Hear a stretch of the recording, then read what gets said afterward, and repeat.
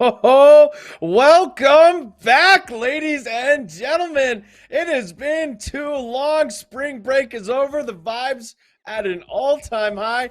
CDL just ended with Major 2, and hey, it's good to be back home with you, Mick. How you doing? I'm doing outstanding, man. I'm looking forward to a night of Call of Duty, and even then, a little bit more so, knowing exactly what we had over these past 2 weeks. Not only did we see a lot of spring breaks, a lot of pictures and tweets coming out from the beaches, but I'm hoping a lot of scrims came out from them screens as well, because I want to see these kids step up today. Yeah, we've got an amazing matchup tonight. Remember, we're bringing in the action for the Bravo stream here. We've got UOFL Esports from the University of Louisville versus Trine Esports from Trine University. Is it going to be an interesting one indeed? Let's talk about the roster here, Mick, or actually the head-to-head, excuse me, because we've got an interesting record here right now.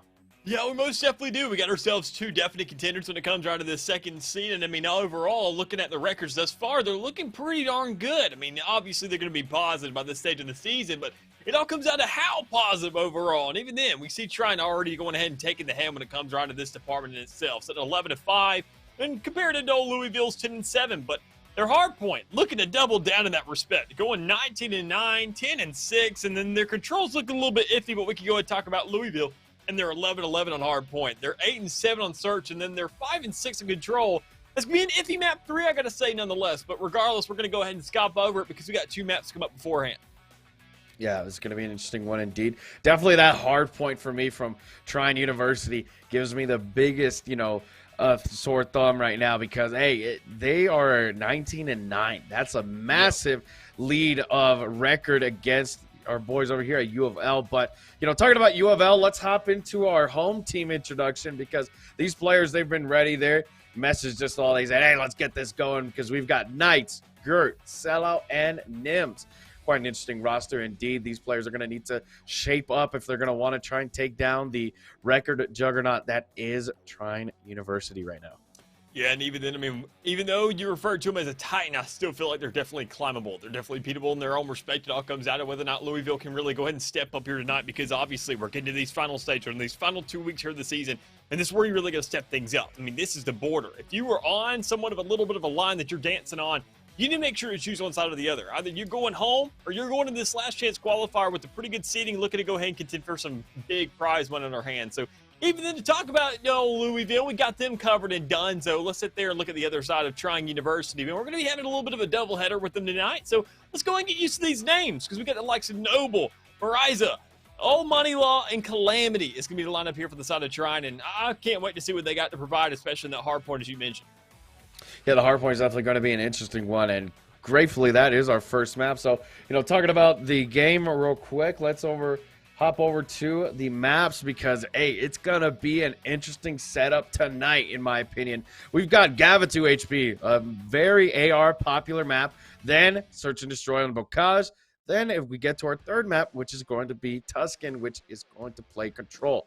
Then if we get to a map 4 and 5, we'll have Hardpoint Bocage. And then lastly, a Search and Destroy on Tuscan. Mick, what do you think about our roadmap tonight? I know we've got a double repeat here of Bocage and Tuscan, but that first one's going to be really interesting. Yeah, it's looking pretty darn aggressive. I mean, all things excluded besides that Gavutu, which we, already can go ahead and mention because we're already hopping right into it. The rest of the roadmap is going to be pretty aggressive. We sat there and looked at the Volk. It's going to go ahead, show up a little more so. But good God, after this weekend, if I don't see a lot of them today before they get G8 at some point, because we know how it goes here at Call of Duty. People love doing that. But all ready to get on the point. Trine, opening up strong and early, grabbing 15 seconds onto the board. Looking for a pretty good one. Some congestion to come out, but none of this really to worry about.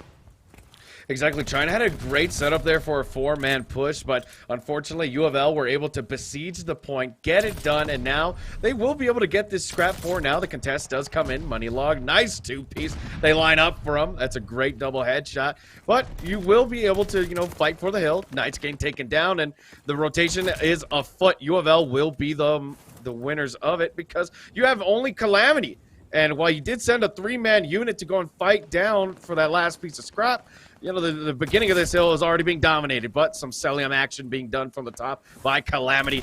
Great kills indeed, and they're going to break this hill now. Most definitely are. And I mean, already we have a little bit of hold out. We have some seconds being put onto the board. And even then, a lead going ahead and being taken by Louisville. But it's not going to be too much to really just worry about. Just shift this out of Trine. They sell themselves opponent contention. You still got 38 seconds left on the clock for this side specifically. And even then, you got a third side to really go ahead and set up for, which you can already see them trying to hold out, trying to hold down the middle of the map, trying to go ahead and set up these roadblocks, trying to slow down the pace of the game a little bit for the side of Louisville, and trying to make sure their lead can't really go that much further. As we see Trine take it back once more. Well, like I said, this game's going to be pretty close here for these first couple sites, and even then we can't really go ahead and stress about what's to come up just yet. We got to see really what comes around to the entire rotation. We get right back to P1 and where the lead really stands there. Exactly, and P3 already afoot. You see this rotation from Trine. It's a three-man setup. They're moving in from the back line, but Knights' AR is going to be the problem. We have them already into that boat. Something I learned from Major 2 is actually this boat is wall penetrable, so you can definitely shoot through it, and Knights already feeling that exposure, but you've got teammates hanging out towards top P1. This is essential to be the Overwatch and make sure your teammate stays alive in that boat, because if not, you're in a pillbox of explosions. Most definitely are. I mean, even you gotta have that Oracle there in the pack, and Nims is already filling those shoes quite sufficiently. Able to go ahead and not really find the frags just yet, but able to get some damage off until you eventually lean off and say, look, that's a little bit too many players for me. You're overnumbered. You're out 3-1. You better go ahead and frag out, or you're gonna sign yourself off the side as well. So already trying looking to go ahead and return some of that points, get themselves right back in the game. Thing is, that next site, P4 is gonna be right across the map. They have to go ahead, run that country mile, get there, make themselves comfy at home as well, and that's exactly what Noble's heading for. Going ahead, finding that flank route, saying, go ahead, fight it out all day all you want to. It's a 9-point differential, and that's exactly how many seconds left on the clock. So if I go ahead and get myself comfy on the next side, we can go ahead and run away with this game if Knights ain't got something to say about it. You know, and unfortunately, Noble was the route man there, but he did get taken down by Knights. So we have another three-man setup here coming in from Trine. They're working within a trio, but Calamity's great work in the middle will stop that Overwatch from the mid-red. So Marissa's going to be taken down, and that will push these players to not spawn into the back. It's a great line across for UOFL. Nobody's able to penetrate. Only a concentrated setup that we have from Rocks, and overall, UOFL, they're holding the back pretty well, Mick. Yeah, most definitely. I mean, already having themselves, what I'd say more of a refined, defined. Oh! I mean, already getting themselves up to 100 points winning that lead now, and also getting some frags to back things up as they're making sure to elongate even more. So, I mean, with 20 seconds left on that clock, they're looking at the rotation. They're looking at a lead. They're looking at taking this home as well if they keep it up. You know, you mentioned that these Titans are climbable, and most definitely UOFL are showing us that they've got that tenacity. 170-59 as we head towards this P4, and, well, big fights towards the edge of beach, not going to be in favor of UOFL. Finally, the rotation being on a more favorable side for Trine. They lost that last hill, but in return, were able to get the spawns for new. But as we see it right now, Calamity's work with the AR, once again, this guy's our highlight player, I'm going to say, for the rest of this series, because his AR work is absolutely impeccable. And even then, it doesn't even look like he's using it like an AR, getting up close in the face with these SMGs, with able to go ahead and win those gunfights as well. The man doesn't even need to switch up weapons. Just needs a little bit more ammo to go ahead and win out these gunfights everywhere on the map. But even then, holding down the site, looking to go ahead and win out these 1v1s. You go ahead and pick off one, pick up the MP4 and get a second as well. But it all comes down to whether or not he can grab the other two that are coming on the site. Because the man, sure, he's holding things down by himself. He knows that teammates are there in the rotation. They're set up for the next site. Thing is, how much is that really going to carry them going forward? Because you had the setup, but you don't have that site to back it up. And we all know that points make that much more of a differential and hard point than kills at the end of the day.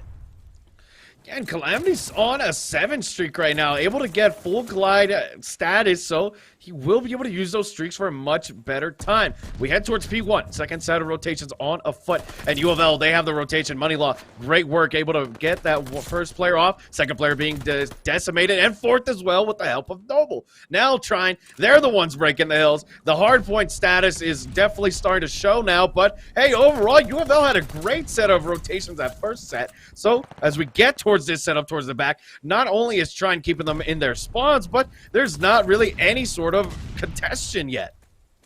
I mean, yeah, there's really not for this site specifically, but I mean, you look at the scoreboard, there's been plenty of it over the course of this game. Back and forth, definitive holds on each side. It all comes down to who really gets there first, because we haven't seen too much of a hold or somewhat of a siege to really counteract that just yet. But even then, Louisville to going ahead, trying to break that site once more. We can already see Trine is really making themselves good work and just making sure to hold strong. But it all comes down to whether or not they can continue this, because they're already looking at rotations with only 7 seconds on this clock. And in the meantime, Noble is just playing it like an absolute nuisance, able to still find the kills, still make the job that much harder for them. And that's all it really dwindles down to. They just had to do this for a couple more sites, find themselves 100 more points, and they can close this thing out. Yeah, Noble on a 7 streak will redeem full streaks now. So big plays out of him to be able to help the team. Him and Calamity is having 2 glide bombs in the back pocket. Calamity is still making the job easy for the team. They hold the hill. Boat not being penetrable. Now you see this line of setup coming on from UOFL. They were going to try and get in, but once again, the AR work from this team has been insane. They've been holding them back and setting up a shield of deference, if you will, and well, you're going to have to see the subs do the work there, and that's exactly what's going to happen. UOFL breakthrough with the use of a sub and an automaton. Remember, Gavitu very, very AR-centered, so the sub work is impeccable when it comes to these close quarter challenges. Yeah, and it better be if you're like the Louisville, already holding on to this site, knowing the next one coming up here soon. I mean, there's a lot of stress on these players to go ahead and make sure they can guarantee themselves some more time, because Trine is already ready to prowl. They found themselves a little bit of scrap time towards the back. They know the sellout's now up there towards Pop in that area, and he's got to make sure to grab a little bit more time there, knowing his teammates really aren't there for the rotation. They're not there to hold out too much. You only got one player there in the back, and you don't have that Oracle we mentioned prior, because that's going to be Nims, who's rushing right up towards the middle. There's no teammate work right now, so we can see Trine going ahead, taking a free clearance of this hallway, able to go ahead and grant that boat as well, and then pick it up for themselves. And now they're just going to be grabbing more time as it looks. They are probably going to be the first to hit 200, and with 30 seconds left on that clock to still work with, they better go ahead and find an answer quick if you're Louisville, because the game is going to be out of your grasp by then. Yeah, it's really slipping at this point like an oily dish, but overall, all these players from UOFL have been isolated in each of their attempts to hit the site, and with 2 glide bombs in the back pocket, I'm a little bit worried for UOFL, but they will be able to grab the last 13 seconds. But when it's 153 to 211, boy, you're going to need to definitely get those rotations early on, because already you have Trine Esports ready to go. They have the setup money running the interference, and while you got number 8, Marissa, holding down the Long Beach angle. So nobody's getting any sort of entrance into this site, and it is, if they stay alive and keep rocking it as they are, they're going to win off this hill. They most definitely are. I mean, already seeing the hold thus far. They grabbed themselves on a 225, and it's a really good checkpoint considering Louisville's only sitting at 160. Things are really spiraling out of control for them. I mean, you can see the control. You see him grabbing a couple seconds here and there, but is it going to be enough? Calamity doesn't step up right now, which he's already found one. He's got to find another and then get 2 more to back it up, but really can't just go ahead and secure down the rest of those kills. Thank God for Noble still being on site from the side of Trine. Able to go ahead, grab a couple more, knowing that everybody on Louisville surrounding this site, they have to get themselves on immediately right now with this going at 249, 250. That's a closer. We need the answer, but didn't find it just yet. Let's try and go ahead and close up this map 1. You know, and we talked about these guys being Titans, and UOFL, they put up that fight, Mick, during the beginning of the game, towards the middle, but it just started to slip away from them. No more was it, you saw rotations, there was no more team shots. It was very, very much scattered, and when you have a team like Trine that are opportunistic and know what they want to do as a team, it's insane to see. And looking at these stats right now on the side of Trine, Calamity's the biggest one to pop out. Yep. 33 and 17, 29 non-traded kills, and the amount of time on the hill is 39. He did not need to stay in the hill whatsoever, but his work was impeccable. He was deterrence and the aggression all in one. Yeah, and even in the way that we saw Trine go and have their setup, they had 2 players. They had a front line for the site, then a back line for the site, then their 2 roamers. They made it extremely difficult to not only get to that site, but to also breach it as well, knowing you had 2 more fraggers waiting on you. Because Noble, he's not asleep at the wheel by any means necessary. But whenever it comes time to step up, they know that he's going to wake up. They know he's going to play the game. They know that he's been sitting on site the entire time, probably getting bored out of his mind. But don't worry, buddy. You're going to get your fair share of action. He did exactly that. Able to go ahead, 19 of those kills. 15 of them were untraded kills as well. I mean, it's just statistics like that, man. When they line up that closely to each other, when you have these ratios that are such on thin margins, thin line between one and the other, and you see no differential in these numbers nearly, it just puts so much emphasis on the players and how consistent they can be. And Noble, honestly, as much as we saw Calamity frag out, I got to give a lot more props to the guy. Yeah, 2 minutes and 56 on hill time is absolutely a, weird to say, but, no pun intended, but a noble effort, and he had 27 seconds of contest time. So he was challenging hills and making sure that, hey, my team is set and I'm going to be the anchor to hold it down. And, at the end of the day, hardpoint's great if you're getting kills and all that. We've seen it in the Pro League and in challenges as well. When you just slay out and lose in terms of points, you're shooting your own foot, as they say, because when you don't have anybody focusing the hill, and when you have a player like Noble who can focus the hill while also slaying out in his own respect, it makes for a very well-rounded team, and that's why we saw immediately the comeback was instantaneous in the snap of a finger mid-game. Not a problem. They just immediately found their way through the defenses, circumvented all those AR spots, and the slaying spoke for itself.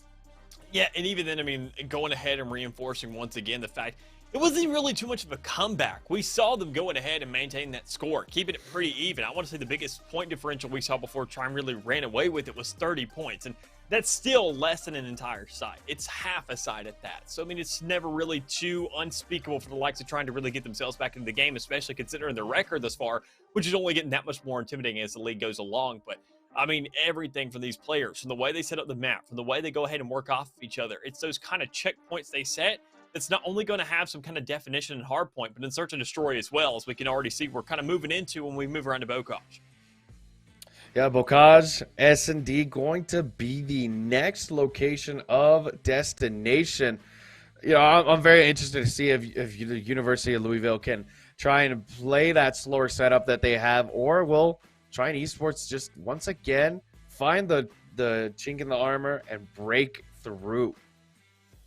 Yeah, and I mean, it all comes down to this first round, man. Who can go ahead and find themselves some momentum, find themselves on the board, and go ahead and get that to work with and say, look, we stroked first. And that's all it comes down to. But even then, it also comes down to these first bloods. So we can already see Gert trying to go ahead and grab some shots. But instead of being Knights over there towards the back, able to manage one of his own. So already a good start for Louisville to go ahead and get themselves the numbers to be working with. Yep, great numbers to start off. Absolutely insane to get the first blood here on Bocage, being such a close proximity game. But we're going to see immediately this setup from UOFL is not going to wait for any sort of advantage just yet. The overextension is always the problem from Trine Esports. You need to make sure that you don't overextend and give them a free life. Knights, though, noticing the players in the hill, but gets taken down. Moneylaw will get traded out. It's a 3v2 now. 40 seconds left in the overall timer. Yeah, that's an even exchange right there, and even then that's a free A site to be taken as well. When you know that you're Louisville, you found all those free kills on site, you know exactly what area you have to control on the map, and it all comes down to these other two players, Calamity and Mobile, looking for an exchange, saying where exactly can we move? Where can we not only not overextend, but at least find a line that's saying we can dance on, at least manage one kill there, at least get some kind of intel. Well, there it is. You know one player's up there towards Barnhouse. You can make sure that there may be a second one up there, but you don't want to find yourself getting there just yet. You want to find this defuse, play it as slow as possible. It's going to be very, very difficult with the bomb positioning now, with it being outside, so much more free to look at. But Calamity finds that first frag, makes the job that much more doable. We can already see Noble trying to go for this defuse. Yeah, and it's pretty smart out of him because he's actually going to get it. The way they planted that angle, I was just thinking about it while you were talking. I said in my head, hey, that's actually a ninja angle. Nobody's hiding within a previous A site, so you could just immediately hop the bomb, have a player watch over, and that's what happened. Even though you lost a player in the back line, there was only about 2 seconds, maybe 1.5 left on the defuse. There was not enough time for them to try and actually contest the bomb plant or the bomb diffuser.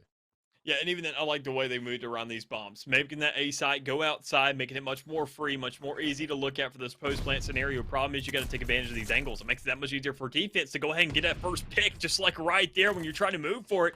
And even then, it makes it much easier for them to defend when you see the turnaround come through. When you see that post-plant, the attackers already having that bomb down, that is if they get that right angle towards the outer scaffolding, able to go ahead, find that right spot, make sure you can't let those ninja diffuses go down. But even then, they've already learned their lesson. Louisville saying, okay, that's a little bit of a twist up. We gave up that first round, but we got to bounce back now.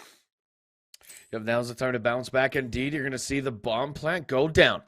Players from the side of UOFL will have to stop isolating themselves because Calamity, he's got the sniper. This could be an easy pick, or Sellout's going to find him out, which Sellout gets some shots on, but the snipe comes in. God. Absolutely filthy angles out of Calamity. Nim's able to, close the deal on that kill, but overall, that was just insane. I thought Sellout was going to get a free one right there. Yeah, able to make the exchange. That's exactly what you want to do. But, I mean, you want to have every single player do that in their own rights because instead we've only seen one player find that tray now. Nim's able to go ahead and grab one. Problem is he runs right into the middle, right into the sideline of another player and goes ahead and gets gunned down. So that's going to be a second round here for Trine Esports. And problem is This is, you know, one of these games where you go ahead. You've shown that you've lost on both sides of the field. We saw a great attacking side by Louisville. They went ahead, got the bomb down, found themselves all the right player picks. They didn't overextend. They just watched that bomb. But problem is, it all comes down to placement. So we have to see them make those adjustments right here, right now, if they really want to get back into this game, because none of them are really too far away. They haven't strolled too far off the beaten patches yet. Problem is, they got to find the way and really reorient themselves, because they look a little bit lost as time stands. Yeah, a bit lost indeed, like a deer in the headlights. You see great movement from Gert. Let's get some opening shots, but Money Law will be able to capitalize. Gets taken down by Knights, and you have a great little 2-for-1 trade out. Trying are up 3-2, but it's just getting really bloody, Mick. I haven't really seen too much skill. It's just throwing lives and seeing who comes out on top, but Trine seem to be having a bit more intellect when it comes to these movements, if I'm not lying. Yeah, and even then, I mean, look at the standing thus far. Looking at those exchanges, looking at those trades. I mean, they're just done so meticulously here for Trine. They make sure to say, okay, we're not overextending, but honestly, sometimes we can make that risk. We can do that. That is if we find the exchange. And sometimes Louisville will punish you for it. Sometimes they won't, because they won't have the player allocation there. They're trying to fill out these sites. They're trying to split themselves up, and they can eventually find the plan off of that. Problem is, by the time you actually get there, into that post-plant scenario, into that 1v3 as it's standing right now, it puts all the reliance onto one guy, and quite honestly, you just can't rely on that because they just haven't completed the job just yet. I think the biggest thing for me, Mick, is the sacrificing of lives. There, you see the player jump out of top barn, tries to make a Superman play from the top ropes, and gets absolutely denied. Yeah. Overall, you're in a 2v3 setup. You can work with each other and get a kill. You don't need to throw your life away like that. And S&D at the end of the day is more like chess than it is checkers. But you gotta try and use your pieces on the map to maximize the efficiency of these kills and influences. Yeah, and I'm definitely with you there. I mean, they're going ahead. They're making these trades, or at least they're trying to. Problem is, we see Louisville doing twice the amount of work as Trine. Even right there, we talked about that Superman. You're to move your stick and move your camera around at the same time. Meanwhile, you got the Trine player sitting up top doing absolutely nothing, just looking, standing in place, finding these kills. And even then, when they get on the attacking side, they say, all right, now this is where we employ two sticks once again. They find the respective kills. Already grabbed 2 in exchange for 1 of Louisville thus far. But Nims can make these trades. Once again, I mean, the guy is stepping up 5-2 for his team, looking outstanding thus far.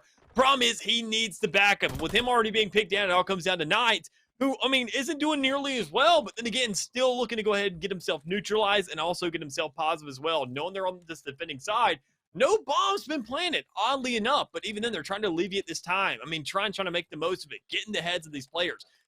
Make them figure out, where are we going? What are they doing? How are they going to position around it? When you finally see that B-bomb be planted, you're trying to figure out, okay, well, where's the play? There's Money Law back tank. I can find this first pick. So that's a great stance for Knights this far. It's now a 1v1 scenario. He can definitely make work of this.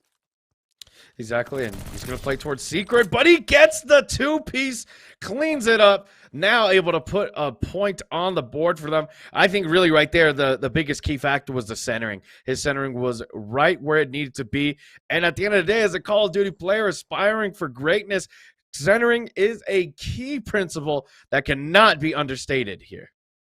Yeah, it most definitely can. I mean, once again, it all just comes down to these clutch scenarios. Can every single player provide somewhat of a clutch situation? Go ahead, find these necessary kills. And right there, if you're on a Louisville side, you're saying, thank goodness Knights was doing exactly that. Able to find those kills. Go ahead and grab those 3 frags. Make sure to get back into this game. And not only that, get his team on the board. So now sitting at 1-3, this game looks a lot more doable for them. It's only a 2-round differential. They've won on the defending side. Can they turn it around and do it on the attack and show that they're diverse, that they can do it on both sides of the field? That's their biggest obstacle right now. Biggest obstacle indeed, Gert. Not going to be able to find any players just yet. He does notice that there is one towards top nannies. Not enough information to be able to make a kill, but Nims, once again, being an opportunistic player, will be able to get the first kill. Noble now being spotted. You will need to try and keep these players at bay, but overall, UOFL currently with the man advantage can get something done. At the end of the day, that extra man makes a difference. Money Law noticed the play towards Zig. Going to be able to move back, but it's Nims again who's on the hunt. Finds the second player for the round.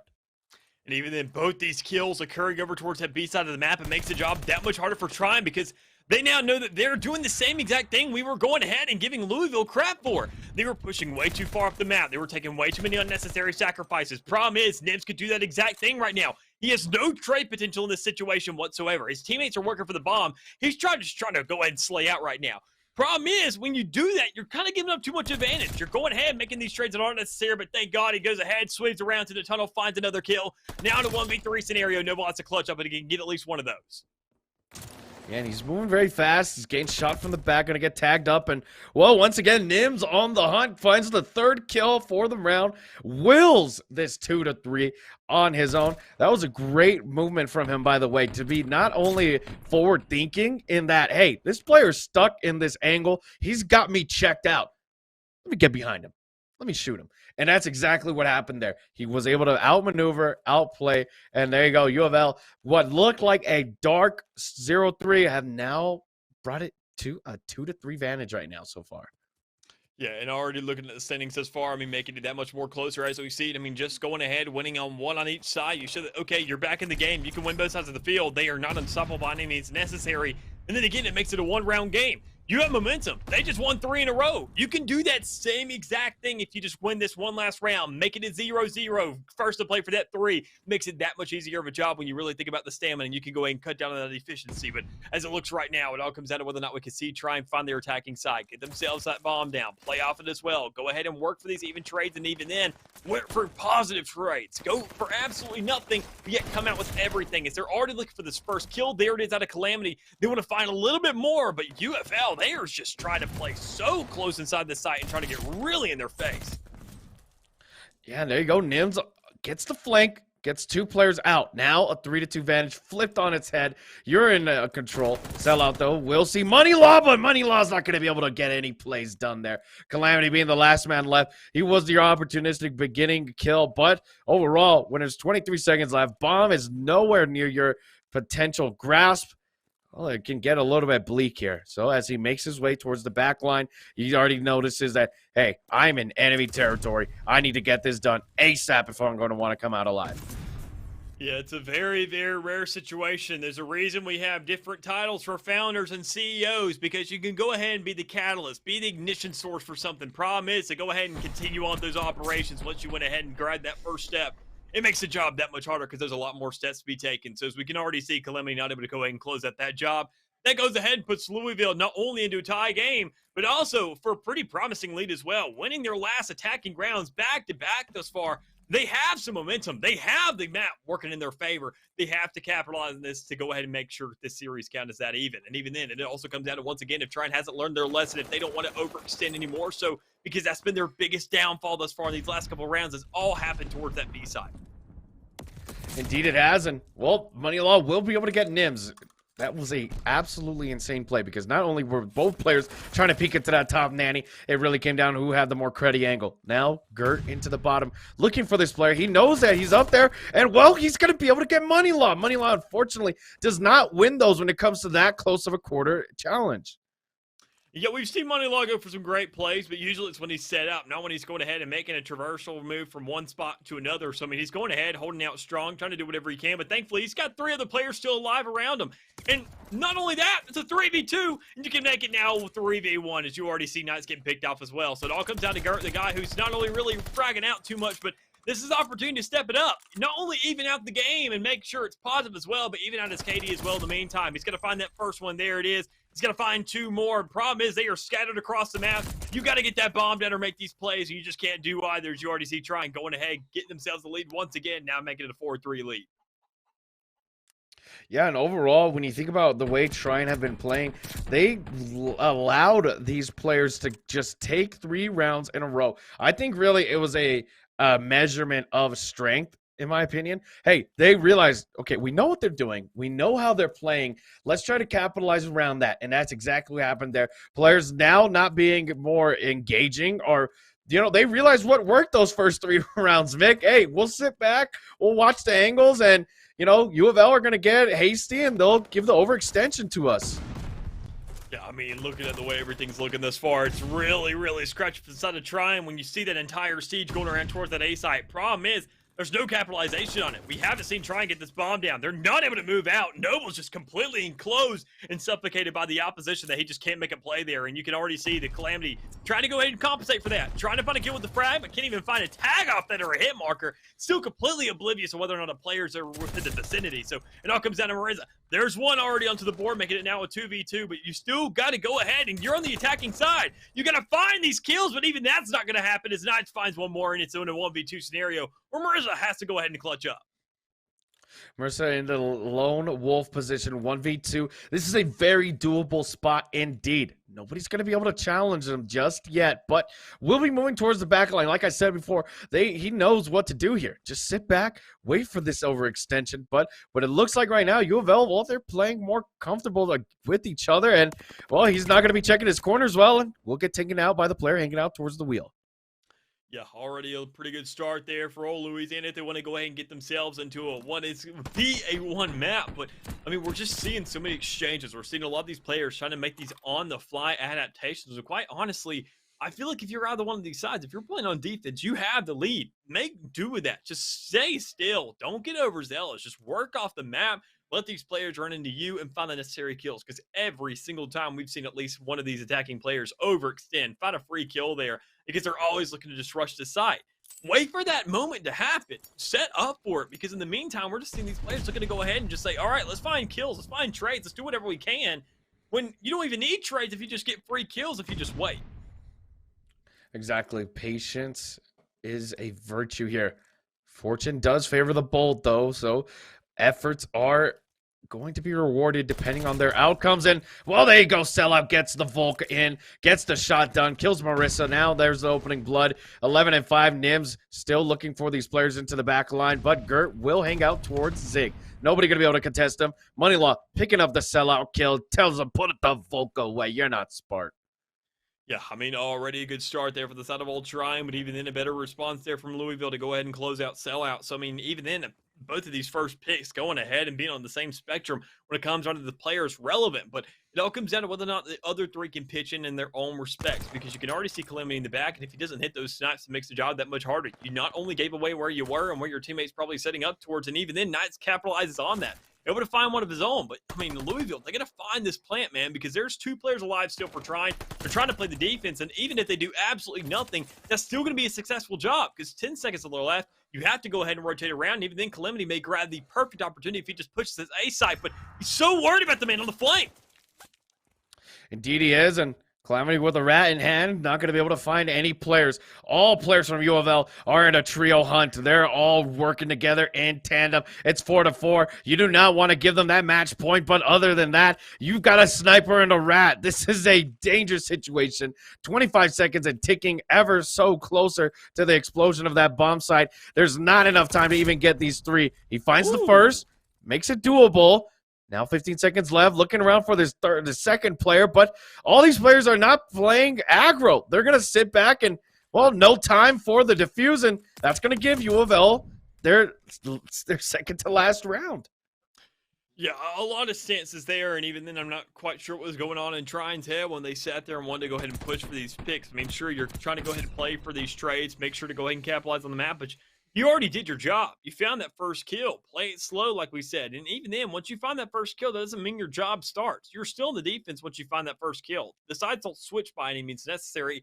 That's a round-to-round basis. Maurice able to close that first pick. Then you got Calamity trying to go ahead and follow it up right there in the back as well with that sniper just going ahead and watching the flank. You wait for those calls off your team. You know a player's going to be isolated. You know that Louisville's been overextending on so many consistent spots on this game thus far that you can finally punish them for it. Thing is, Ned's able to find the first one with the frag in this round, so you give up absolutely nothing and gain a not positive if you're the side of Louisville and you're looking for this last round, so that makes the job that much easier. Indeed, and well, Moneylaw going to be holding this top position. Will lose another teammate. 4-2 in the advantage right now. Moneylaw gets the first kill. There you go. Finally, he wins those close quarter chows. Still 2v3, though. Things are looking bleak. UOFL have a great setup here towards Nanny. Each player watching the entrances. Nobody's going to get in without one player alerting the other. So we hang out towards the back line. Nobody going to be able to find no kills. Like I said, the back line being your favorable spot if you are trying. You want these players to get overextending, but overall, U of L, I believe, have learned from their mistakes. They're not going to give any sort of advantage without any gain. And, well, the trade comes in. It's a 2v1, and now Lobo's on his own. Better see a heck of a lot more of that out of Trine thus far. Everything you better see a clutch out of Noble. He better go ahead and make the read on that right side because that plant is going to go down eventually. But problem is you got to find the kills, and instead it comes out for Louisville. And not only that, a first map onto the board is them as well as they make an exchange right back into the series. Now making a 1-1 tie. Or making ourselves a little bit of a series out of this thus far. It could have been a 3-0, as you said there. I mentioned that Trine was looking all big and bad earlier, but they look a heck of a lot less intimidating now. You know, I think overall, like I expressed in the last point, U of L clearly learned. They learned from their mistakes there. They knew what they wanted to do. And, well, looking at these stats, you got to give the shout out to the man who went double positive. That's Nims, 14-7. With 12 non-traded kills. This guy really willed a win for his team. Sellout had a bit of a slower game, understandable, but when you have Gert and Knights on the side of your team, hey, you can definitely work it out. And, well, Trine, unfortunately, their single play status for this S&D was learned, overcome, and we're able to immediately adapt to it from the side of U of L. Yeah, and even then, I mean, looking at the squads and looking at what they've done, I mean, Trine was a lot more consistent across the board, looking at their kills, looking at their contributions, and looking at what they had to provide. Problem is they were all eating, but not at the same table. They weren't working like a team. They weren't finding themselves the necessary picks and trays that really went ahead and created rounds into their favor. It was clutch situations. It was players stepping up. It was easy kills to go ahead and create the rest of the round to just pan out to their favor to say, okay, well, they're all together. If we dwindle the numbers down and you're that good of a player, you can manage it yourself. You can't think like that. We have to see them work off of each other instead of work with each other because we didn't see too much of either one of those, quite frankly. You saw overextensions on so many different occasions. You saw these players stepping up. You saw them going for flanks, and even then you saw the reads come through where you had snipers in the back. You have players holding back, playing that defense. Problem is, it never came through when it needed to. When they didn't make those calls off those missed shots, they went to go ahead and back it up, say it's well, I'm not going to make this call. I'm going to go ahead. I'm going to find this kill, and we don't have to worry about it. That's never going to be the favorable situation. You have to make that call. You have to say, I have a sniper in hand if you're Calamity. Move off that site. Wait for your teammates. Wait to where you have an MP40 or a Volk to back you up along with that rat and make sure you can find that kill, pick up that gun because you know reinforcements are coming. We never saw them really go ahead and worry about plan B, plan C, plan D, and get ready for it because Louisville broke out every single one of those, and it found them enough rounds to get that win. Yeah, a lot of miscalculations and oversight, and that'll do you in on S&D, of course. But, hey, ladies and gentlemen, we're going to take a short break as we get ready for Map 3. Don't go anywhere because College COD is back in session, and we're here to bring you the action. See you soon. Welcome back, ladies and gentlemen. A heating series at its best right now. We're heading into a Map 3, and we've got U of L Esports versus Trine Esports. We're going to be heading over to Tuscan next. Mick, how you feeling so far about this series? Feeling a heck of a lot better knowing that Louisville got themselves a map here on the board. I mean, I was a little bit concerned at first, I gotta say, but knowing they can slow the game down, knowing they can make these adjustments, knowing that Trine was a little bit, I want to say arrogant to not really work themselves around that, makes me a little bit concerned about their future here, especially at least in this series if they don't go ahead and step things up here soon. Knowing that now it's going to be a 1-1, next question is going to be a 2-2. Are we going to be going to a map 5? Is this series ever going to end? It all comes down to whether or not on this next map if we can see a definitive win by one side or the other. Because I mentioned it earlier, Control was looking pretty rocky for both of these teams. I want to see whether or not we can have somebody really refined, show that, okay, after that break, we worked on Control. We made sure that it's looking pretty darn good because every single other team we're going to face in this last chance qualifier. So if we get through there on the playoffs, let me tell you something. Their Control win-loss ratio are a lot more consistent than what we see here today. Indeed, and I really think overall it comes to these mid-game adjustments, my friend. You saw in Map 1, U of L were, I wouldn't say dominating, but they were definitely leading the charge when it came to that hard point. But then Trine was able to, overcome and adjust to the play style of U of L. So then as we hopped into that search and destroy, yeah, we had Trine Esports leading the charge and doing well with the 3-0, but then U of L learned. They overcame that small brick wall that was Trine Esports setups, and, well, they made it happen 6-4. And, well, now if we're looking at this status like it is a trend line, Trine Esports are going to need to try and come back here big as we hop into this Tuscan. Yeah, they most definitely will. And I mean, even then, no one's going to be controlled Tuscan. We've seen so many players go ahead and like to rush for this A side. Another big thing I want to go ahead and reinforce is going to be a little bit of diversity here from these teams. We want to see some A side plays. We want to see some B side starts. We want to see them go ahead and bounce back and forth, and even then keep their opposition on their toes, because it seems like almost the reason that defense wins so many of these rounds is because teams let it be easy. They never switch things up. They make it very one-dimensional. They never make these adjustments like we're talking about so much, that we got to really see that come to light here today from either one of these squads to show that they're able to go ahead and work around the entirety of the map and make the most of it. Indeed, and well, as I was about to say, hopefully we don't see a off the rip, and well, that's what we're going to get from UOFL. We're going to see a attack go right to its knees, because Trine Esports, they're going to get shot down. Noble will get the fight towards mid, but Gert's able to pick up the trade. Now you have these players scrambling to get back onto the site. The 3-stack coming into effect, but players will lose their lives by the hands of Moneylaw, and well, Knight's running damage control, and well, Moneylaw's still on it. He's going crazy, this guy. Yeah, nice little retake there, and a nice little bit of patience out of Louisville as well to say, okay, let's not overextend. We know 3 players are on site. Try and find one. We know they're going to take a little bit of time here and go ahead and dwindle the numbers down. Problem is, Law's going to go ahead and dwindle down these spawns as well as Knight's supposed to make the exchange. So it now comes down to whether or not, sure, you're finding these kills, that you can go ahead and make these plays, make sure these numbers are that much harder to work with. But, I mean, that's more of the problem with Trine right now. They know the site's not taken. They know they have plenty of lives to work with. Everybody's still sitting at 20+. Problem is, who's going to start hitting those lower numbers? Who's going to start hitting 15s first? Go ahead and dwindle that down to -10s, you know, and such on and so forth. But, I mean, everything considered thus far. Still trying to fight for this A side. No real switch up yet. No real plays towards B. Just a lot of control right in the middle of the map and towards the top as well.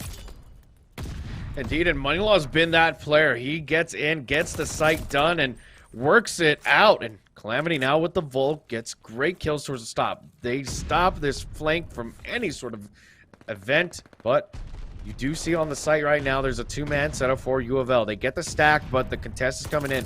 Calamity, smart man, gets out of the position where he's about to get overcome, but oh, it's Knights who gets the kill.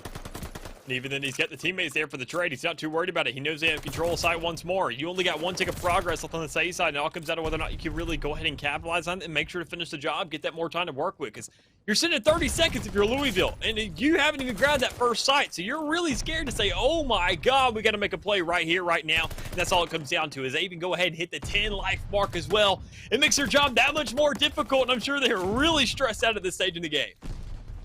Indeed they are, with 15 seconds left. This is a bit of a fast one, but overall, 9-11 in terms of lives. Even if we get this site, it's going to be very hard with a minute and not too many lives overall. Trine Esports showing us that aggression that they showed in the hard point, and it's really being effective right now. What UOFL learned earlier is not coming into effect.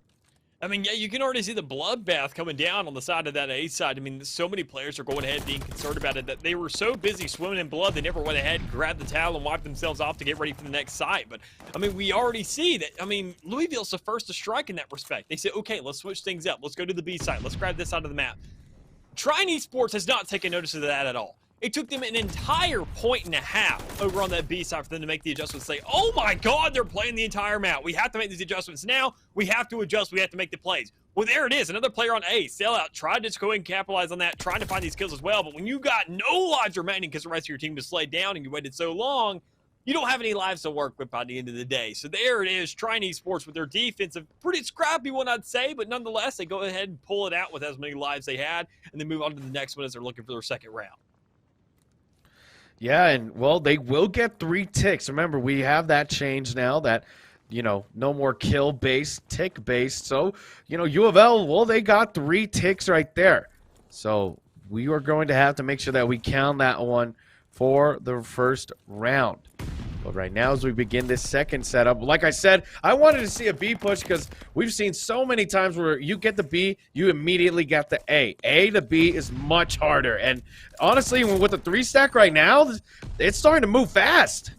That's the point. When you want to play as a team, when you want to go ahead and let one player put all that pressure down, that's Calamity's job, and he's definitely doing it pretty darn well. The rest of the team's still on site. You give it 30 seconds tops, and you've already had an entire site secured. So good job trying. You saw Louisville grab the entirety of a site, grab 3 ticks across the map, but you just went ahead and grabbed the same exact thing within the first 30 seconds of this round, and you're looking to move that momentum onto A site. That's exactly how you should be doing it. Moneylaw already on site, able to grab one of his own. Make sure to keep the life differential positive as well. In the meantime, you got that double stack once again. They're already going to go ahead and grab their 4.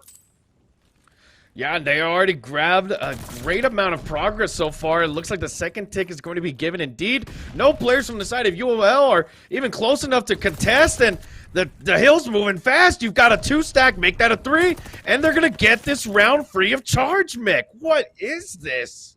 It's instantaneously attacking winning right there. And that's all it comes down to. We sat there and mentioned how Louisville wasn't playing across the map. They weren't throwing these curveballs into the mix. They weren't doing anything different. They said, we have to grab A before we go to B.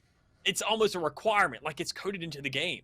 It's quite honestly really not. You have to go ahead and get yourself really settled everywhere on the map. You have to look for mid control, sure, but you need to look for B control. You have to sit there and know how to get onto A as well.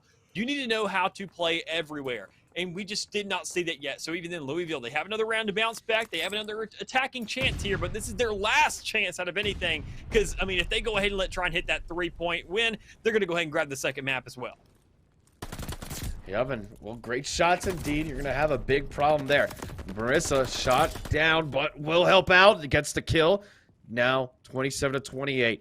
We saw last time how Trine Esports played this, and well, I'm very hopeful to see maybe a strong 3-0, or if U of L can learn and have those mid-game adjustments, a bit of a comeback here. Yeah, it all comes down to whether I can really do that, because you see the life differential being even, you see 1 tick of progress on A, you see 2 players on site, but you don't see the overwhelming presence like we saw to Trine when it came around to that B site the last round.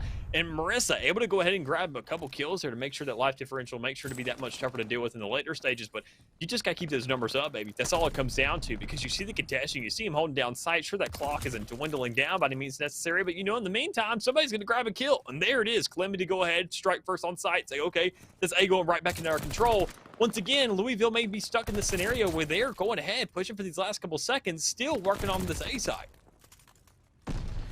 And, well, this setup towards the mid is a bit of a problem because Gert's going to be running the deference there. Nens helps out.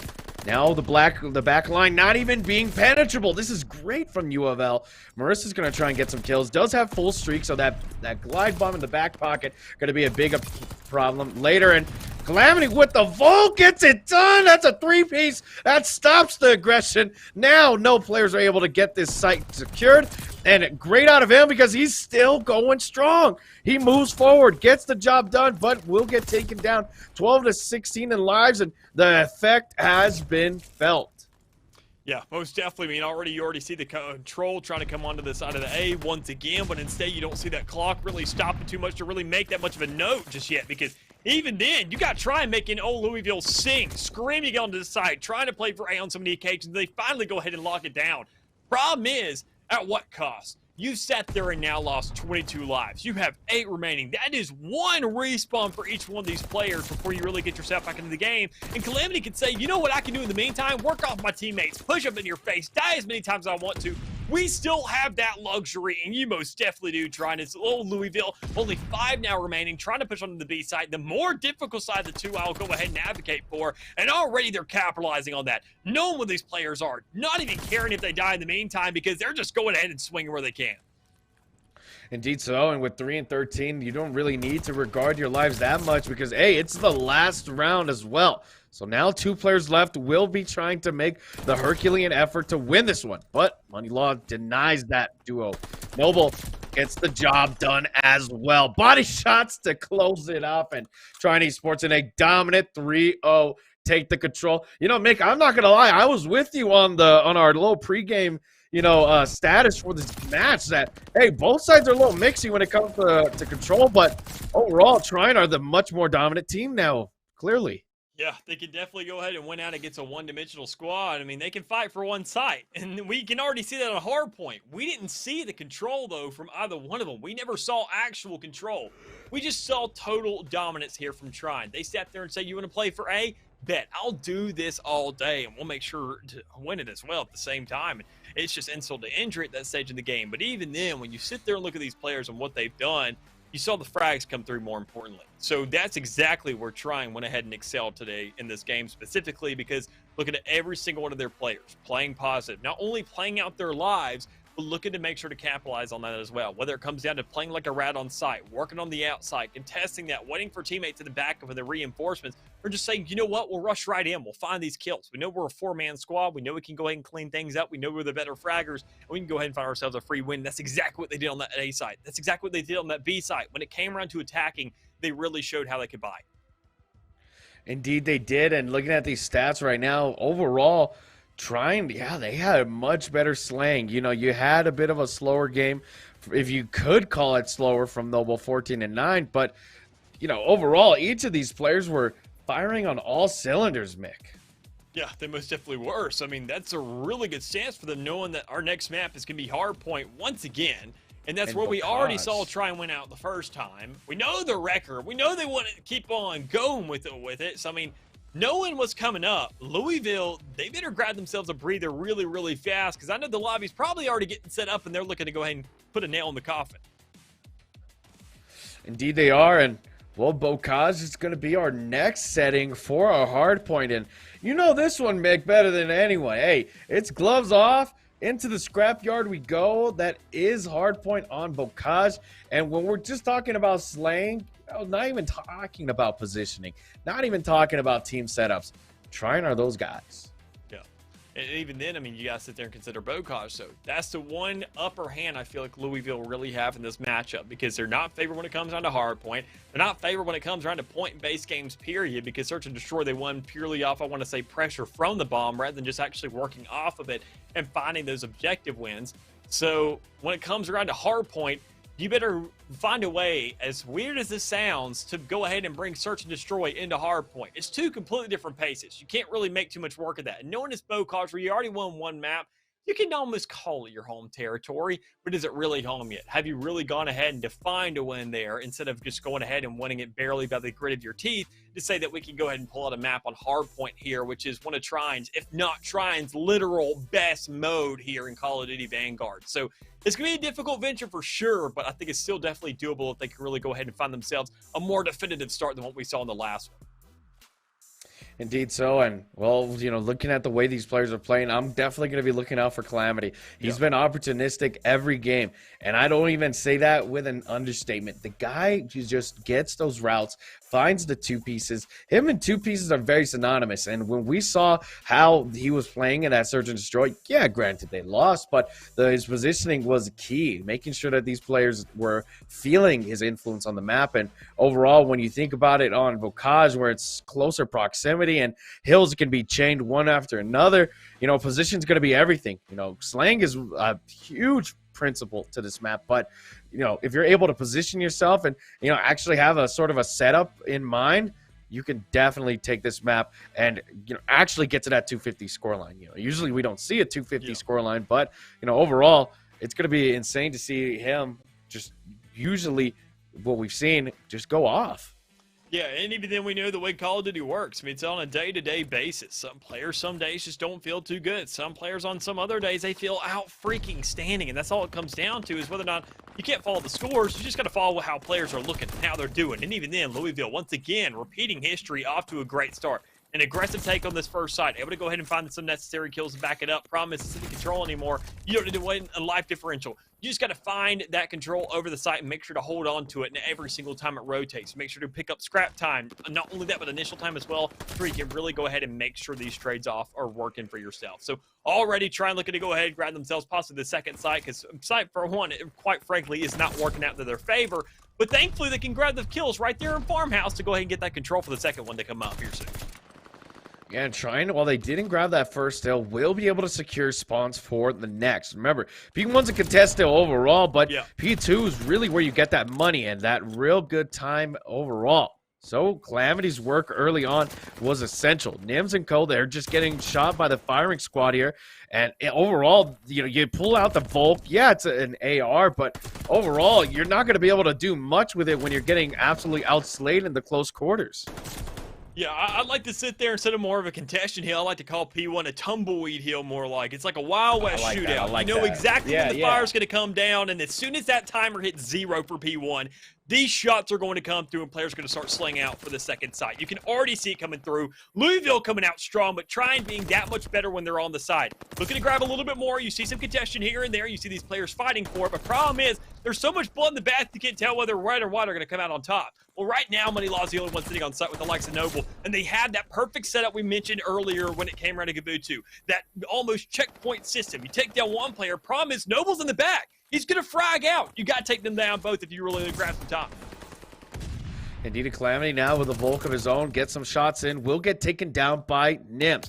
The Volk standoff going in strong. Players from the side of Trine Esports trying to go for a lateral movement towards the back. Maybe a bit of a wraparound. But when you have two players in the back, Gert and Nims, that's going to make it hard. Noble takes out Gert. And there comes the sling. And that's Noble with the three-piece. That cleans up the back line. But it's sticky spawns. They're still back there. You got to have Calamity to contest.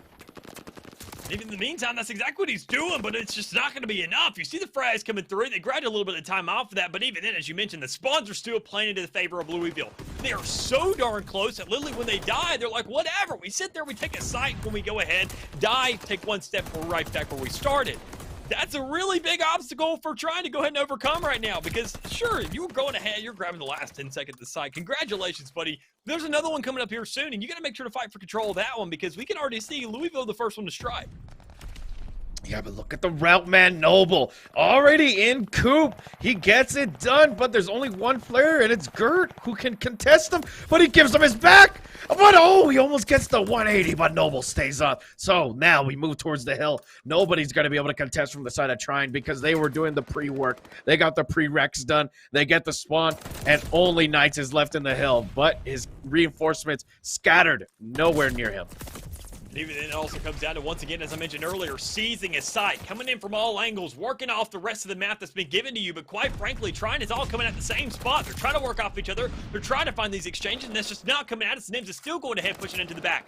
Problem is, in this same exact stage, you go ahead and get picked off. You say, thank goodness, honestly, for the rest of the squad, knowing those spawns aren't going to be switched to where you're not in an unfavorable spot. But it all comes down to whether or not the rest of the team can really capitalize on this. And that's exactly what Trine's doing as they slay everybody out. Make sure to get this control. Thing is, there's only 8 seconds on the clock here. So good job, buddy. You took control of the site. But once again, right when you think you got a breather, you got another site coming up here soon. You got to fight for it. And it's going right back to P1 where nobody wants to touch it.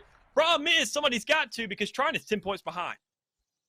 Exactly, and Noble really worked hard for those spawns, but it just didn't get felt until the end of the rotation. Now you have Nims trying to do the same thing, but, you know, what we saw in that P2, and now here towards River, it is not an attainable one when you have these spawns that are so sticky that, hey, you get the 4 down. Now the 5th player is going to be spawning up, and you're like, a 5th player? Wait a second. We lost him. And that's just the first player who went down. So now all these guys are getting taken out. Calamity's going to be trying to run interference here, but Money Loss still gets it done. You see Money Law keep on playing like this, we're going to find ourselves a much quicker into this game than we really bargained for. It all comes down to control on that side, and that's exactly what he's doing. He's saying, we don't even need to fight for it. I just keep on finding these kills. I got the switch up to MP40, the backer from Noble. It doesn't matter. We get an entire reinforcement, an entire army watching over the side.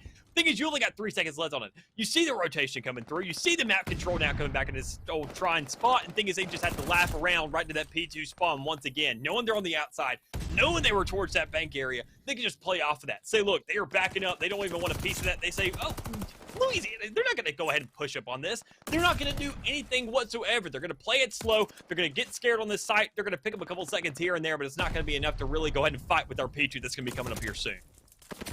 Indeed, and Calamity's work earlier got him that glide bomb, so that'll be an interesting one to see in effect because, hey, P2 is going to be that one to work for, and Noble once again on the route gets the play, able to circumvent the power position in the back, and, well, he's going to be able to secure spawns for the new one because, like you said, hey, you get a bit of a breather, yeah, but next one's up, and they are now forward-thinking on this second set of rotations. They've learned from that first set what to do in this situation, and now they have a great 4-man setup from the side of Trine.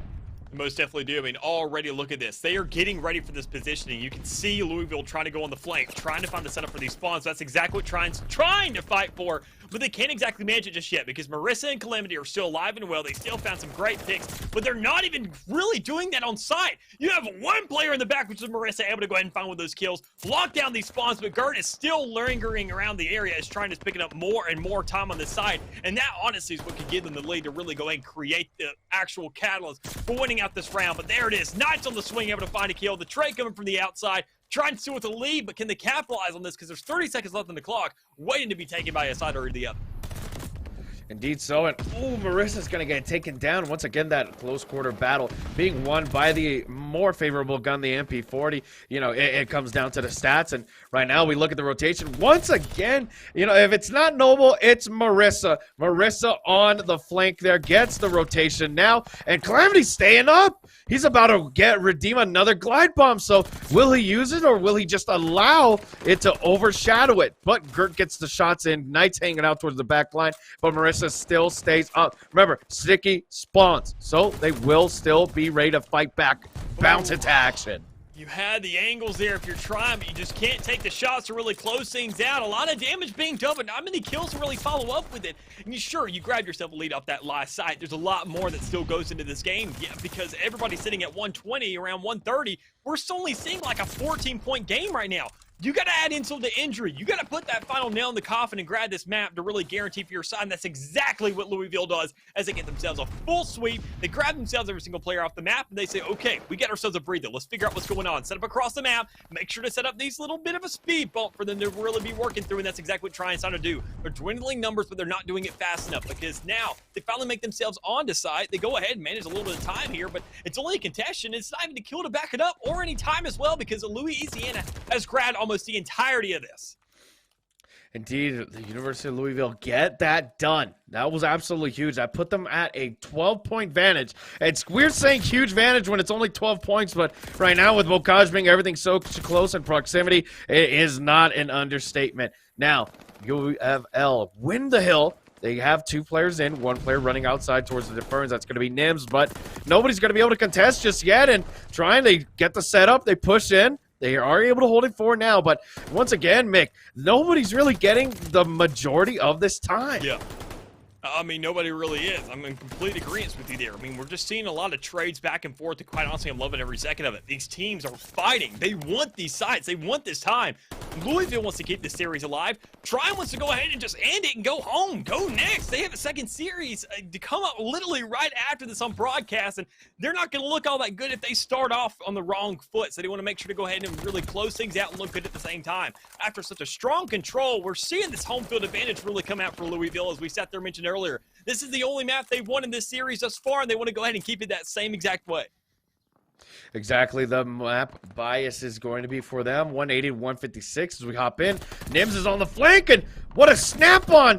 Gets it done. That's two-piece. That's a little bit suspect, but hey, whatever. Sell out into the site, and there you go. They get the job done. The break comes in. What looked like a great setup from Trine is immediately overshadowed because now a glide bomb comes in. That's going to clear out the site. Nobody's going to be able to hop on just yet. Stops the bleeding for a moment, but this setup is too good.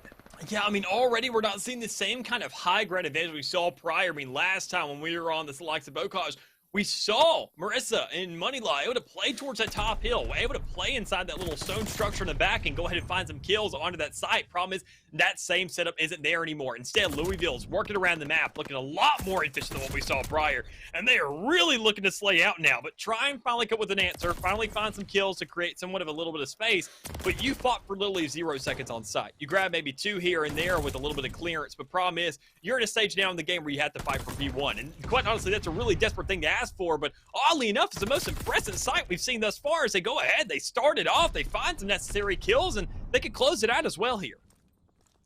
Indeed so, 206 to 184. Once again, this P1 being a congestion hill, or as you like to call it, the tumbleweed hill. So now we get a bit of a fight, and we're holding that one for quite a bit.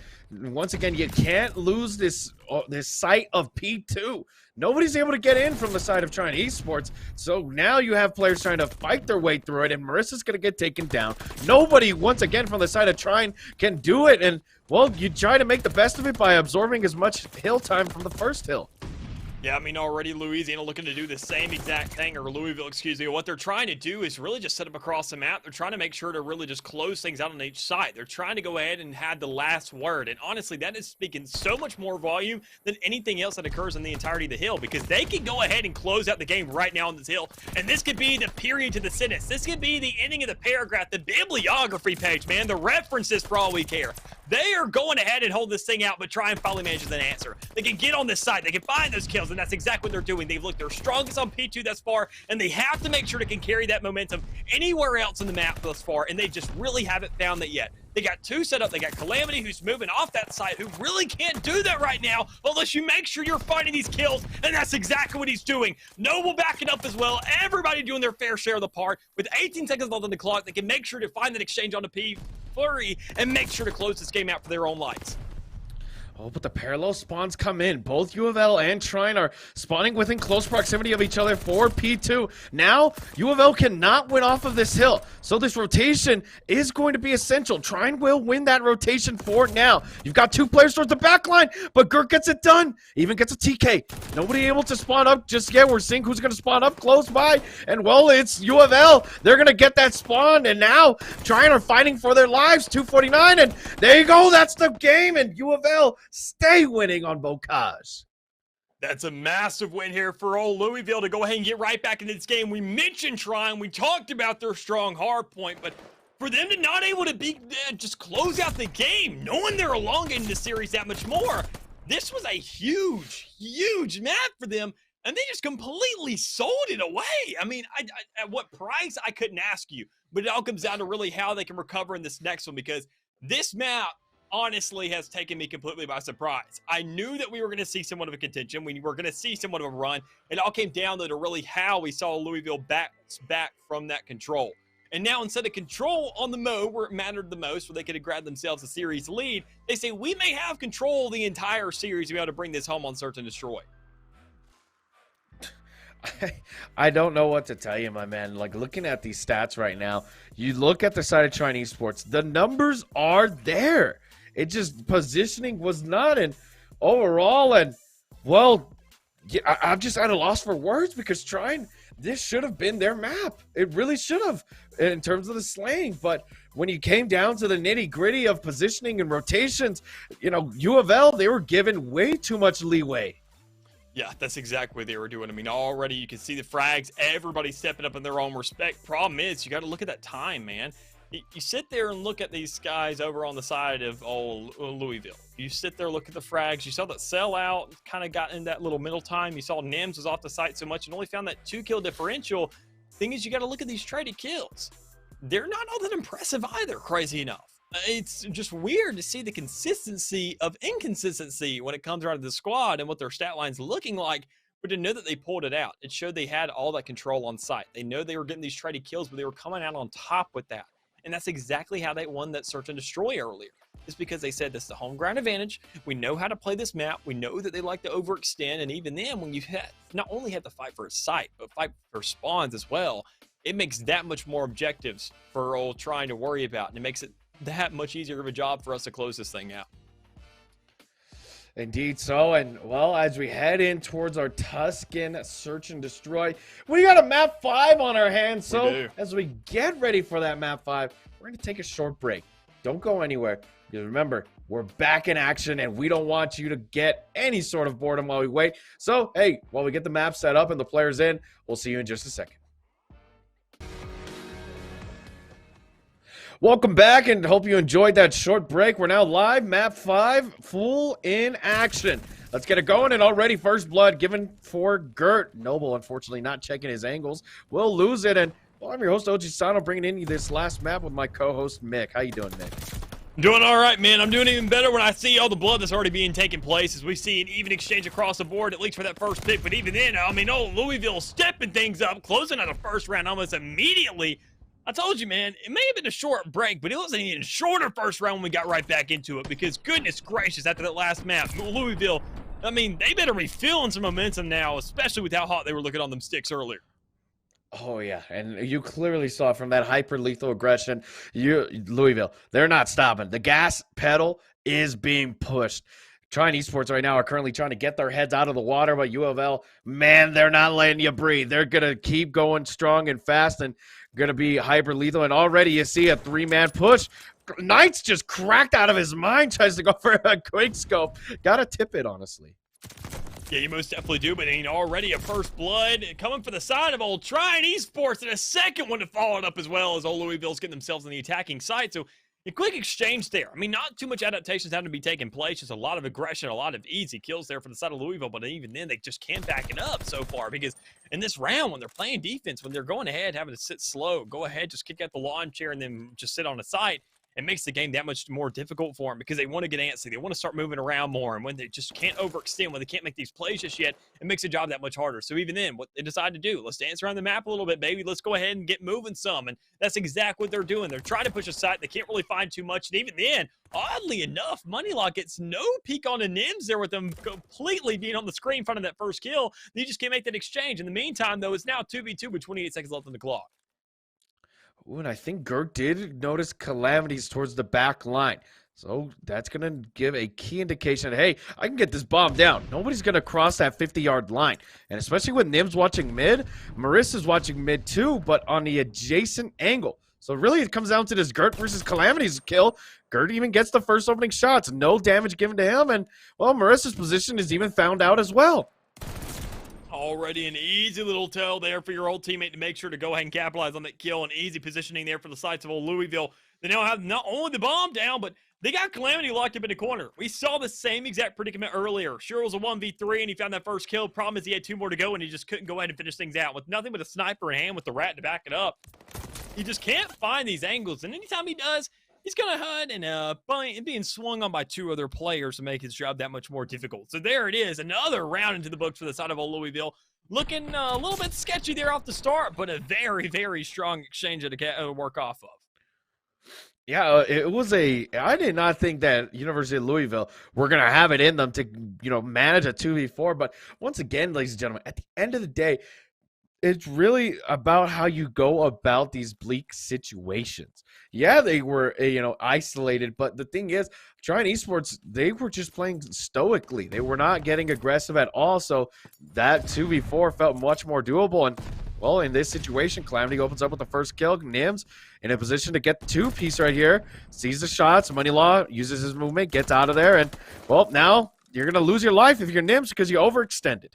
Yeah, not only just Nims, there goes Knights as well. So, I mean, that's 2 players down for Louisville, and the biggest problem is Nims was an even bigger deficit there for the side of Trine than Knights was. Knowing this guy's going 6-1 thus far, that's your biggest fragger out of the game, and you're expecting the rest of your teammates to go ahead and find 2 respectively. Well, thankfully, Sellout could do exactly that. Already find 2, but when he goes ahead and gets trade out, it's now a 1v2 scenario, just like we mentioned prior. Gert has to step up, has to find this clutch and go ahead and know exactly where these frags are coming through. But he may have the cutoff of a lifetime if he can go ahead and find this first frag.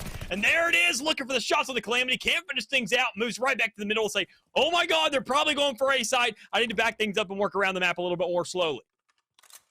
That was actually a pretty big brain play. He was watching the cut through that window to get that information, knew that they weren't coming there, and even now, look at these angles he's working with.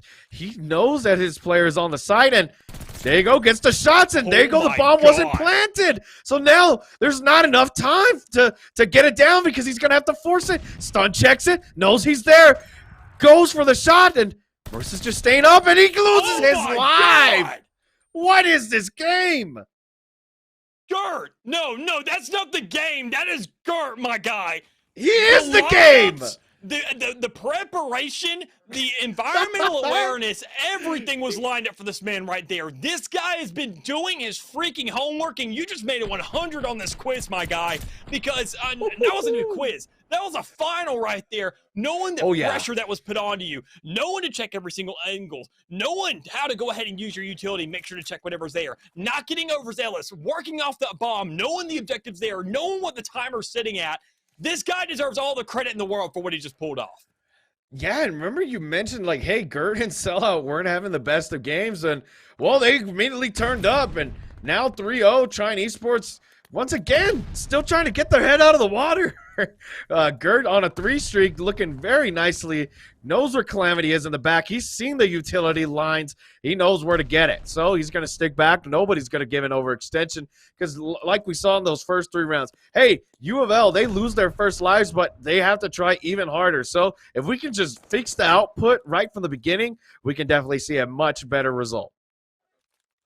Well, most definitely can. I mean, it all comes down to, once again, of whether or not we can see Louisiana make these plays, because now be on the attacking side, they're trying just not to make the same mistakes. They're trying to go ahead and catch Trine caught off guard, and they just don't want to overextend because it's much easier to do on this map than what we saw prior. And already you can see it right there. Nims being the first player to get picked off, that top frag earlier, not really making the same plays of what we saw prior thus far. And once again, Knights falls as well, makes the job that much more difficult. So it really just pans out to, once again, these 2v2 scenarios. Well, if Gert plays like he did last time, problem is he doesn't have the bond to work around this time. He doesn't have a life to work with as well, because Salet's the last player standing, has to win in a 1v3 scenario, but it makes it that much more difficult when you're trying to push up the middle of the map. So there it is, trying with their first round on the board, and going ahead and making an answer. Problem is they got to go ahead and back it up 2 more times to really make themselves an even game, and even then, Louisville go right back in the defense where they looked out freaking standing on those other 2.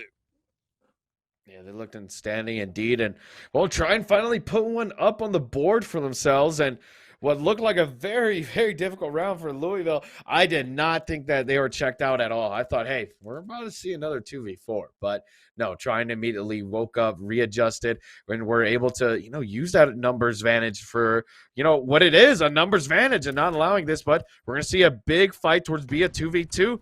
Noble does not notice the player, tries to punch and gets taken out, and that's a 3 down. Unfortunately, Sellout nades him out, and Moneylaw, 13 HP in a dream. He's in a 1v2. He's going to have to sit back and let the tension slow down, but he's getting pinched. That's exactly how you play, man.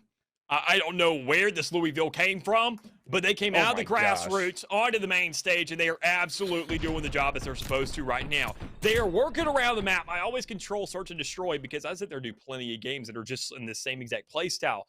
I compare the map to a pie chart. You want to find control, you want to work around the map, you want to close off your opposition, and meanwhile, the attacking side wants to make sure that they have the best defense in the world on that 1%, because that's all they have to focus on, is where the objective is. This is how we're seeing Louisville win out these games. There is no refined 1% there. You're seeing them work with what? It seems more like 20. They're trying to take control of the entire map, and it's just not working out for them. Meanwhile, Louisville's capitalizing on that, making sure to play around that, find these angles, get that intel, find these frags, and not only that, find them from every single angle, is even then, Gerd does the same thing in this round with the initial pick. Indeed so, and 3v3 right now, bomb going down. There you go. Louisville now have a bomb plant. They were not able to do this in previous scenarios, but now with the man advantage being at a 3-3, it's much more manageable. Trine shaking in their boots right now. Do not want to give any sort of free kills, but Marissa's going to be a free one on the platter. Calamities picks up Nims. Now it's a 2-2. 29 seconds. You got to waste the time. Noble finds the kill on Tonight's. Now it's a 2v1, and Gert's playing smart here, but unfortunately it's Calamities who's got the better mind when it comes to these childs, and now we enter the dagger round as a 2-4 emerges. Yeah, here it is, man. Coming up next is going to be that old swing round. And, I mean, looking at Trine and what they've done, sure, they've only won on this defending side now, because we're not seeing Louisville be very aggressive with this attacking side. I know we sat there, mentioned it earlier, prior on that Bocage, because it's such a small map that patience is a virtue. But quite honestly, that's because you just have nowhere to run without being peaked. Here on Tuscan, you have so much more breathing room that you don't have to feel forced to wait back. You don't have to feel forced to wait for these corners. You can play off any intel given to yourself, so long as you have the merit to work for it. We even sat there and saw in that returning round where Gert was on the defense. He was on the attacking side spawn when he was making these plays. You go ahead and get the switch around. Do that same exact thing. Rinse and repeat, because they had no idea where they got killed from. You can use the same trick twice. If even then, Trine was completely blindsided by it. Right there, the exchange in the middle of the map. You have to get that trade there, but quite honestly, Moneylaw may get out with his life there, and that's a big problem when he's right there hidden in the map, and he's going to find a second one as well. Louisville has to find the exchanges, and they just can't do it. They are being dissected right now, quite honestly. Yeah, these adjustments have been insane, and it's really been the overextension from the side of Louisville. You saw Trine being that contender at the beginning where they were the ones getting the overextension kills and getting taken out, but Settle's going to try and stick the bomb, but Moneylaw's too smart for him. Says, no, we're not losing to a Ninja Defuse. Checks the bomb actually in time and gets the kill. Now in a 3-4, they win the dagger round, but overall, Louisville are still up by 1 round so far. Yeah, and even then they got to sit there and capitalize on that right now, because we sat there and mentioned it, when they're on this defense is when they have to win things out. And because their attacking hasn't looked all that good thus far in this entirety of it. They found one right off the get-go when they sat there and had a little bit of momentum, knowing they were still hot on the sticks from that last map. But as it stands thus far, things could definitely slow down. This Call of Duty, you give it a second and somebody can go ahead and get cold once again. It's almost like the gun of a barrel of right there in the middle of Antarctica. I mean, sure, it can be hot for a second, but I mean, you leave that Joker alone, you don't find that necessary kill, you're going to go right back to being just stagnant the entirety of this rest of the game. So already an even exchange for both sides, a 1-for-1 just across the board, but it also comes down to which players got picked off first. Nims has gone ahead and found himself a nice comfy spot, being the first death of these past couple rounds, and that needs to change almost immediately, because Gert can't fall things out, Sellout can't either, and it all comes out in a 1v3 scenario with Knights being the lone player left. Yeah, Knights is the last one, so he's got 50 seconds to make something happen. Sees the gun barrel from Noble, pulls out the snipe. There you go, gets it done. Now picks up the gun from Noble, so he will be in a much more manageable spot here. Switches out for double MP40s right now, and well, unfortunately for him, Money Law's ready to go. Now we're at a 4-4, Mick. What looked like was going to be a dominant game from the University of Louisville has now come to its knees, and we're at a heel-to-heel fight. We most definitely are, man. And even then, looking at the adjustments being made across the map, we sat there and saw that first search and destroy go to the side of old Louisville, because we mentioned even there and the post-game review that Trine just wasn't making these adjustments. That's exactly what they're doing now. And problem is, it's not even really just them just doing that much better. It's also Louisville just kind of stumbling right there to the fray every single time. We see Nims being that first blood, the player to step up for those first 2 rounds. That was the biggest ignition for Louisville and winning these attacking rounds. When he's dead, nobody else wants to push up. They say this is a 3v4 when it's really just a 3v2 if you all push the same side together. It makes the job that much more difficult. But as they sit there and go ahead and stay themselves a little bit of a slow pacing of the game on this defensive side, that's where they've won on so many different occasions, they have to go ahead and close this out as soon as possible. And the thing is, Gert already with that first blood, not able to find that second, but at least gets the intel for the rest of the team to say that's where they're standing. You know where the attacking could possibly be coming from. You know where it could possibly be going now. You have to work off this information, make a movement around the map, and make sure to not really stay too still now. Exactly. Now being a 3v3. Turns to the man counter. Knights. Nice shots. Calamity's going to follow up, though. Get the trade. It's a 2v1. Once again, Louisville are put in an uncomfortable position. Yep. They were used to these uncomfortable positions at the beginning, but overall, they've just been slacking on it lately. The nade's going to go down. Both players are going to push past this bomb, and Calamities and Money are going to collaborate on this, and it looks like Sellout's not going to be able to sniff that, hey, the bomb is going down right under my nose. Yeah, I mean, looking at how everything's going thus far, and you now have that bomb down, you know it was placed towards A. You see that first initial peek to a player right there on Money Law, but you got to make the shots off of that. If you don't find that kill, that's such a small window that you have to have just the best aim in the world. And quite honestly, if you had aiming like that, you go ahead and be #1 in the league as it stands right now. But you just can't find those kills. You have to work around the map. You have to go ahead and get the setup. And there it is, the first one onto the board. You play a little ring around the rosy, a little bit of a flashback to your childhood, but you're just not ready for the player coming on your left. And that's Trine Esports another round as almost a terrible search and destroy that it looked thus far into that 3rd round. We see Trine now picking it up, making the adjustments that they were supposed to earlier, and stepping things up, finding the lead as well, as they now only have one more before they close out this map and this entire series to go along with it. Exactly so, and overall, we've seen some great shots from the side of Louisville, but right now, Trine University are on a 4-round domination. And this is not looking like this train is going to be derailed anytime soon. We see this play coming into A. It's a 3-man setup from the side of Louisville. They head towards the mid. Not going to be able to get any contestation from the top player up on the site. That's going to be Marissa. But Nims still makes it through. No players contesting at all. And, well, there goes the first shot. And a glide bomb goes in. Information given overall, but no kills. A huge first pick there, a bigger exchange there from the side of Trine. You go ahead, you make sure you have the retaliation, the resilience to keep yourself in the fight, and that's exactly what they did. They said, sure, we lost one, we lost Marissa.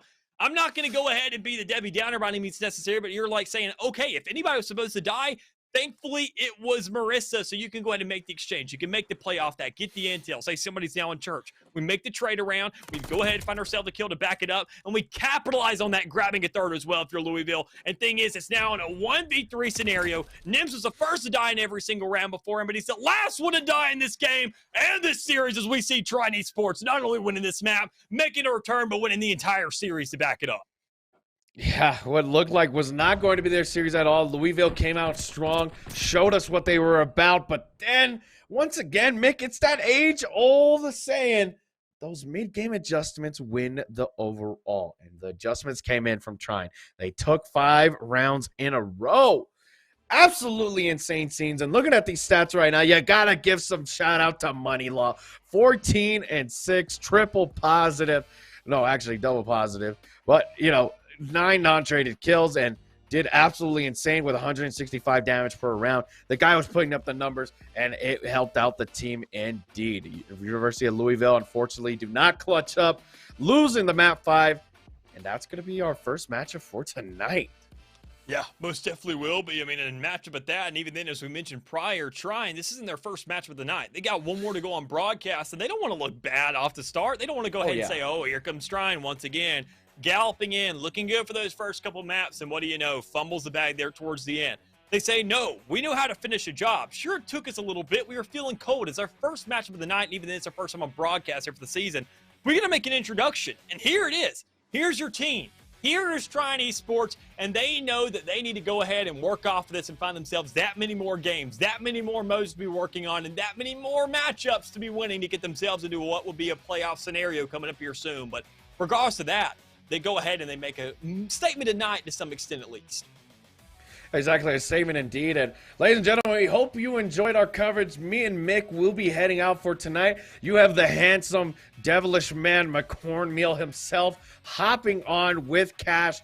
Lovely Cash. He's going to be having a great time with McCornmeal here to bring out the rest of the night of coverage. We've got to go, so we'll let you go as these next maps are set up and as our casters hop into the call. We'll see you soon, ladies and gentlemen. Don't go anywhere because we've got the 2 last matches here coming soon.